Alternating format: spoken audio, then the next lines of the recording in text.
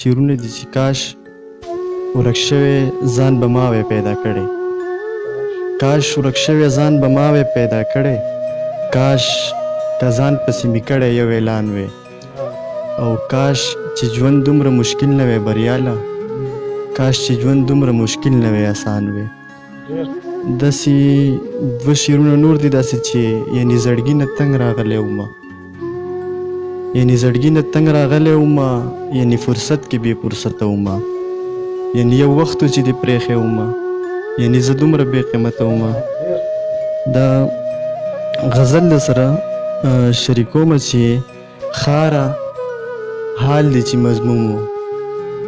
خاره حال دی چې مضموم و، رنځ د نس کې د هجوم و، او خونبها پسې تللم، خونبها پسې تللم، قاتل ژوند راته معلوم و، او د لوګي ذایقه ترخه وه،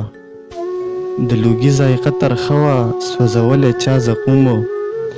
او په کوتک په ګرځېدلو، په کوتک په ګرځېدلو یو سړی خپې نه محروم و، او په چشنۍ یې لاس وایښی، په چشنۍ یې لاس وایښی، مړ زانګو کې یو ماشوم و، او مقتله چې آو پښتون لفظ بریاله، په ریګوید کې هم مرقوم و، آو پښتون لفظ بریاله، په ریګوید کې هم مرقوم و، او خاره حال دی چې مضموم و،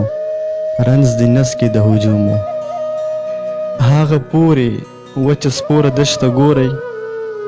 هغه پورې وچه سپوره دشته ګورئ، هلته دوه باران وهلې غوندې سلي، چې د ځمکې پسې نه دي غځېدلي، او ګمان پرې د قبرونو ځکه کیږي چې د دې ځپلو سلو په مابین کې یوه ماته تحریري کتبه پرته ده، شناخت یې بیخي نه کیږي، خو صرف د رحمان بابا دا شعر پې نوشته دی. هر ژوندی چې د مرده په قبر ورشي، بس دی هومره نصیحت په دا دنیا، بس دی هومره نصیحت.